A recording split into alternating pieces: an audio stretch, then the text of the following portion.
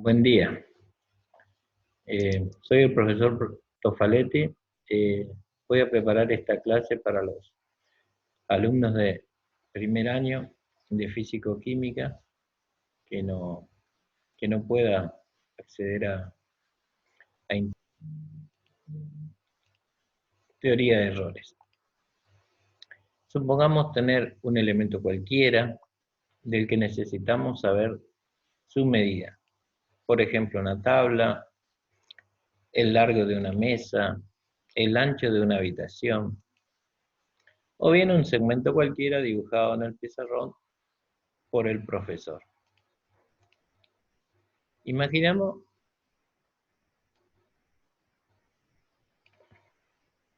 que estamos en el aula y que en el pizarrón tenemos dibujado un segmento AB como el de la figura. Un segmento cualquiera que dibuja el profesor. El profesor les invita a los alumnos a que vayan pasando de a uno y que tomen la medida del segmento. Cada uno de los alumnos pasa con el elemento que tiene, una regla, una cinta métrica, o con lo que tiene a su alcance. Pero además le da la consigna de que tomen la medida, vuelvan a su pupitre, anoten el dato que obtuvieron, pero no le digan a sus compañeros para no incidir en la medida del compañero. Posteriormente, el profesor arma una tabla en el pizarrón y les empieza a preguntar los valores que cada uno obtuvo de la medición. De esa forma se confecciona una tabla y se le va poniendo números a la medida que hizo el primer alumno, la llamó 1, a la que hizo el alumno 2, la llamó 2, y así hasta terminar la cantidad de medidas de los alumnos. Imaginémonos que en este caso solo pasaron 5 alumnos. El primero tomó una medida de 83, el segundo tomó una medida de 80, el tercero de 79, el cuarto una medida de 76 y el quinto 81. Ahí, al observar la tabla, vemos que ninguno coincide. Entonces, ¿qué pasó? ¿Medimos mal? ¿Cuál es la medida correcta? Todas esas preguntas nos vamos haciendo. Y en realidad, la respuesta es la siguiente. Toda vez que se efectúa una medición, no se logra una total exactitud. Eso no indica que esté mal hecha la medición. Ocurre simplemente que no es posible establecer el valor exacto de la medición. En el campo de la física experimental, la medición es un proceso que se realiza varias veces y naturalmente se van a obtener diferentes valores. Cuando más exactos queremos que sea el resultado, mayor cantidad de medidas debemos realizar. Y lo que se logra haciendo muchas medidas es acercarnos cada vez más al valor real. Y para ello, lo que hacemos, tomamos todas las medidas y de todas las medidas que se han realizado se halla el promedio, el cual nos indicará el valor verdadero o más probable de tal medición. Entonces ahora procedemos a calcular el promedio de las medidas que nosotros hemos tomado. Recuerden que nosotros hemos tomado 5 medidas del segmento AB y hallamos el promedio de todas las mediciones. Para ello procedemos de la siguiente manera. Volviendo a la tabla de valores donde teníamos todos nuestros valores, lo primero que procedemos a hacer es sumar todas las medidas. Sumamos todas las medidas y vemos que como resultados la suma nos da 399. Ahora, a continuación, definimos el promedio. El promedio es la razón o división entre la suma de todas las medidas dividido el número de medidas. Entonces, definimos el promedio con la letra X y una rayita, que es igual a la sumatoria dividido el número de medidas. En esta fórmula, X es el promedio o valor verdadero o más probable de la medición. Este es el signo sumatorio que indica la suma total de las medidas, y n es el número de medidas, que en nuestro caso, como trabajamos con 5 medidas, ese valor n va a tomar 5.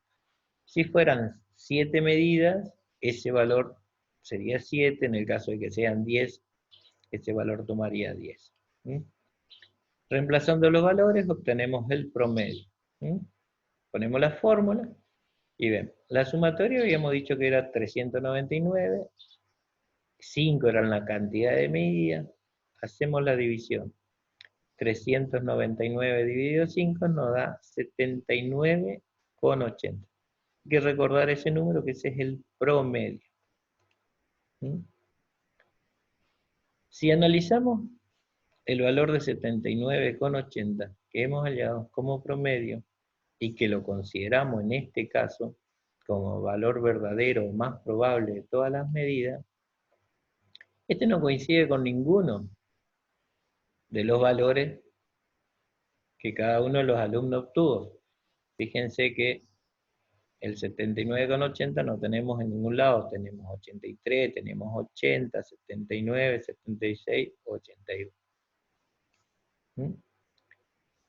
Si en alguna oportunidad que experimentan coincide con alguna de las medidas del promedio, es pura casualidad.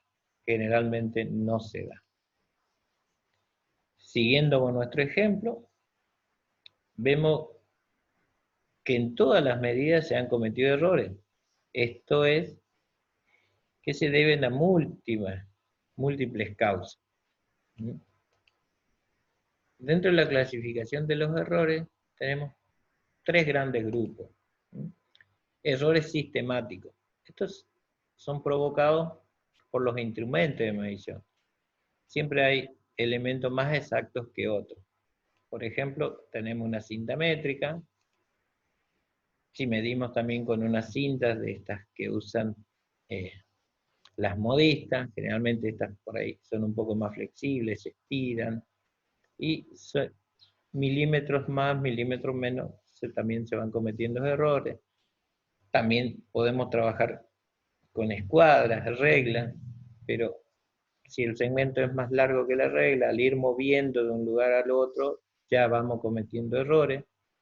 Y también tenemos los elementos, los últimos elementos, que son mediciones láser, que son más exactos, pero no significa que porque sean más exactos no se cometen errores, porque ahí podemos cometer errores humanos, que serían los otros errores que aparecen. Esos son otros tipos de errores. Como su nombre lo dice, son los errores provocados por el hombre, ya sea bien tomando mal el punto desde donde a donde queremos tomar, o una vez que tomamos la medida, al volcar a la planilla, volcamos mal, o si le dictamos a otra persona el valor, esa otra persona entendió mal o anotó mal. Estos son todos los errores humanos, y también tenemos errores accidentales, que son debido a causas circunstanciales improbables de predecir. Bueno, continuando con nuestro ejercicio, procedemos a realizar ahora el cálculo de los errores de cada una de las mediciones. Nosotros vamos a trabajar con 3 errores: el error absoluto, el error relativo y el error porcentual. Lo primero que vamos a hacer es calcular el error absoluto de cada una de las medidas. Es muy sencillo. El error absoluto es simplemente una diferencia entre el promedio y el valor tomado en cada una de las medidas. En símbolo, error absoluto sería igual al promedio menos xy. Este xy representa el valor de cada una de las medidas, que ya iremos viendo cómo vamos analizando. Nosotros teníamos nuestra planilla, donde tenemos las medidas, el número de medidas con cada uno de los valores. Si queremos hallar el error absoluto de la medida 1, lo que tenemos que hacer es tomar el promedio menos el valor de la medida 1. El promedio nosotros habíamos hallado que era 79,80 y el valor de la medida 1 es 83. Entonces, hacemos la resta algebraica, donde hacemos 79,80 menos 83 y nos da 3,82 negativo. ¿Por qué? Porque el número negativo es mayor en valor absoluto. Esto ya es matemático, ya no es física. Y así continuamos con el error absoluto de la medida 2, que sería el promedio menos el valor de la medida 2. Cada uno está, esta de aquí toma el valor de 1, esta de aquí toma el valor de 2. Entonces, sería el promedio menos el valor de la medida 2. Hacemos la diferencia y nos da 0,2.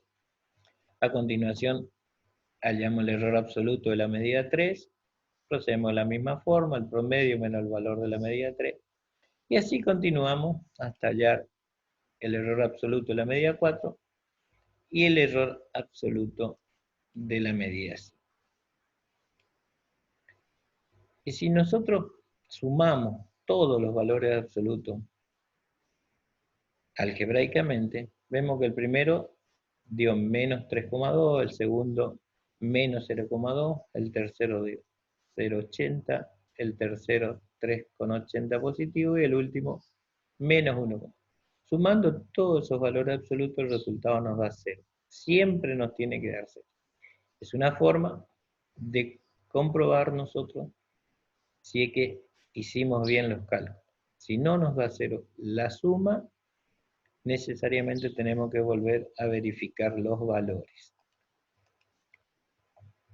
Como esto es lo que le estaba diciendo, hay una forma de que vayan controlando. ¿Esto qué significa? Que el promedio está en un término medio. Tienes errores por arriba y por debajo. Es por eso que la suma nos tiene que dar 0. Eso también nos sirve para cuando hacemos los ejercicios, hacemos un control previo para no seguir con los otros errores, dado que todos se van encadenando. Porque primero vamos a calcular el error absoluto y después para calcular el error relativo ya tomamos ese valor absoluto que hemos hallado para calcular el error relativo, como veremos a continuación. Ahora procedemos a calcular el error relativo de cada una de las mediciones. Y el error relativo es simplemente una división. Dividimos el error absoluto dividido el promedio. O sea, cada uno de los valores absolutos que nosotros fuimos tomando lo tenemos que dividir por el promedio y ahí hallamos lo que denominamos el error relativo de cada una de las mediciones. En símbolo significa error relativo es igual al error absoluto dividido el promedio. Procedemos a hacer el cálculo del error relativo de cada una de las medidas y trabajamos en este caso con 4 decimales porque eso después lo vamos a necesitar para cuando calculamos el error porcentual. Hallamos el error relativo de la medida 1, que sería el error absoluto de la medida 1 dividido el promedio. Nuestro error absoluto en la medida 1 era menos 3,2 dividido el promedio, que es 79,80, nos arroja un resultado negativo de 0,0401. Ahí ven, esto, 79,80 es el promedio y 3,2 era el error absoluto. Y así procedemos con el error relativo 2, que sería el error absoluto 2 dividido el promedio. Tomamos el error absoluto de la medida 2, que en nuestro caso nos dio menos 0,2, lo dividimos por promedio y obtenemos el error relativo. Y así continuamos hasta hallar el error relativo de todas las medidas, de la medida 3, de la medida 4 y de la medida 5. Ahora procedemos a calcular el error porcentual. Se calcula el error porcentual En realidad todos los errores nos están indicando la misma cosa, o sea que si los analizamos y queremos sacar alguna conclusión, trabajando con cualquiera de los errores ya podemos saber. Pero estamos más acostumbrados en la vida real a trabajar con porcentajes. Siempre estamos acostumbrados a escuchar que sube en el sueldo tanto porcentaje, que la carne aumentada tanto porcentaje. Entonces, estamos más acostumbrados a trabajar con porcentaje que con error absoluto o con valores relativos. Por eso que calculamos el error porcentual. Y el error porcentual es muy sencillo, es simplemente calcular el producto del error relativo, lo multiplicamos por 100 y colocamos el signo porcentual. Veamos a continuación. El símbolo error porcentual es igual al error relativo por 100. Procedemos a hacer el cálculo del error porcentual de cada una de nuestras mediciones. Trabajamos, en este caso, con 2 decimales. El error porcentual de la medida 1 sería el error relativo 1 por 100.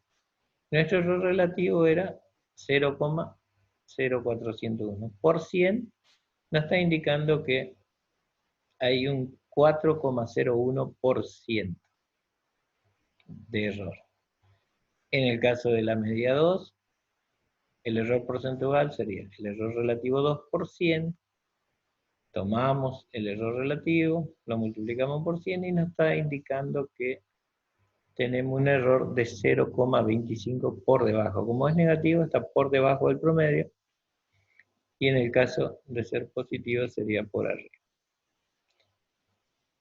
Y así también procedemos, trabajamos el error porcentual de la medida 3, de la medida 4 y de la medida 5. Si nos ponemos a analizar los resultados, vemos que en la medida 2 se cometió un 0,25%. O sea, no llega ni al 1%. Quiere decir que en esa medida es donde cometimos el menor error. Y en cambio, en la medida 4, vemos que se cometió un error del 4,76%. Ese es el mayor error cometido en las mediciones. Como se ve, porcentualmente es más fácil de interpretar los errores cometidos. Haciendo un resumen de cómo se trabaja, una vez que tenemos las medidas de lo que estamos analizando, sumamos, primero que hacemos es sumamos todas las medidas, a continuación hallamos el promedio de esa medida, que en este caso es la sumatoria dividido 5, como vimos anteriormente, ya tenemos el promedio. Una vez que tenemos el promedio, lo que hacemos es calcular el error absoluto. Para calcular el error absoluto dijimos que era el promedio menos el valor de la medida. Fíjense, acá viene el promedio y acá va a venir el valor de cada una de las medidas. Así fuimos trabajando. Y ahí tuvimos que el error absoluto era menos 3,2. Y así también trabajamos con la medida 2 de la misma forma. Acá venía el promedio, acá el valor era, el X era 80 y nos daba esto. A continuación, una vez que terminamos con todas las medidas del cálculo del error absoluto, pasamos al error relativo. Fíjense que habíamos dicho que el error relativo era que la división entre el error absoluto dividido el promedio. Entonces, ¿de dónde sale este 3,2 que es el error absoluto?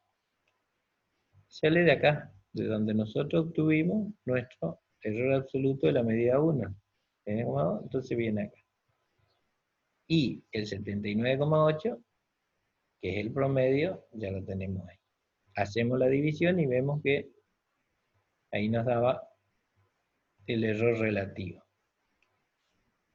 Y lo mismo pasaba cuando hacíamos el error relativo de la medida 2, que tenemos que tomar. Tomamos el error absoluto de la medida 2 y lo dividimos por el promedio.